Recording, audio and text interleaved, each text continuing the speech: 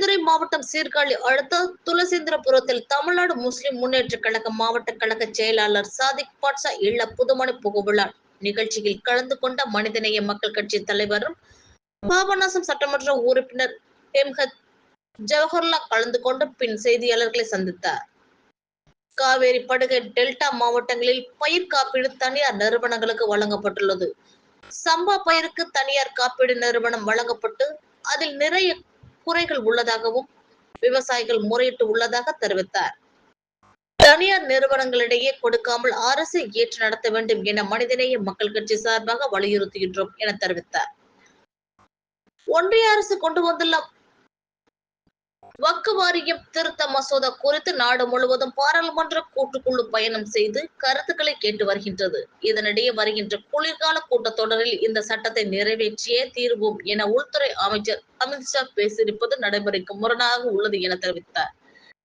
தீய நோக்கத்தோடு இந்த சட்டத்தை அமல்படுத்த பாஜக முயற்சி செய்து வருவதாக தெரிவித்தார். இந்த சட்டத்தை எதிர்த்து இந்தியா கூட்டணி முழு வீச்சில் எதிர்ப்பதை நாங்கள் வரவேற்கின்றோம் என தெரிவித்தார். உளுந்தூர்பேட்டையில் விடுதலை சிறுத்தை கட்சி சார்பாக மது மற்றும் போதை ஒழிப்பு மாநாடு நடத்தப்பட்டது.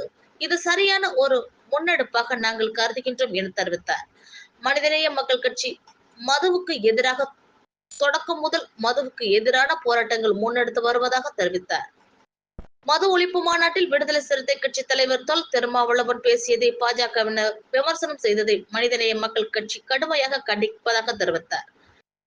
வலிமையான தமிழ்நாடு உருவாக வேண்டும் என்றால் பூரண மதுவிலக்குத்தான் வழிவகுக்கும். அரசு இது குறித்து பரிசீலனை செய்து நல்ல முடிவு எடுக்க வேண்டும் என மனிதநேய மக்கள் கட்சி சார்பாக கேட்டுக்கொள்கின்றோம் என தெரிவித்தார்.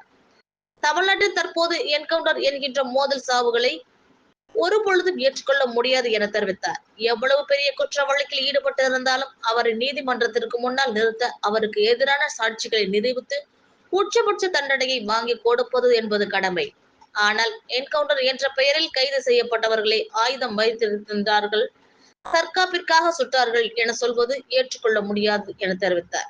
காவல்துறை கைது செய்து பிடியில் இருப்பவர்கள் கையில் ஆயுதம் எப்படி வந்தது, அதை வைத்து அவர்கள் காவலரை தாக்கியதாக கூறுவது நம்பும்படியாக இல்லை என தெரிவித்தார். தமிழ்நாட்டில் பல்வேறு துறையில் முன்னோடியாக இருக்கக்கூடிய தமிழ்நாட்டில் போலி என்கவுண்டர்கள் ஏற்கத்தக்க அல்ல என இதை உடனடியாக நிறுத்த வேண்டும் என்பதுதான் மனிதநேய மக்கள் கட்சியின் நிலைப்பாடு என தெரிவித்தார். தமிழ்நாட்டின் நெற்களஞ்சியமாக இருக்கக்கூடிய காவேரி டெல்டா பகுதியில் ஹைட்ரோ கார்பன் மீத்தேன் திட்டமாக இருந்தாலும் எதுவும் நடக்கக்கூடாது என்பதுதான் மனிதநேய மக்கள் கட்சியின் நிலைப்பாடு என தெரிவித்தார். எடுக்க வேண்டும் என்று கேட்டுக்கொள்கிறேன். விடுதலை சிறுத்தைகள் கட்சியின் சார்பில் உளுந்தூர்பேட்டையில் மது எதிர்ப்பு மாநாடு நடத்தப்பட்டது.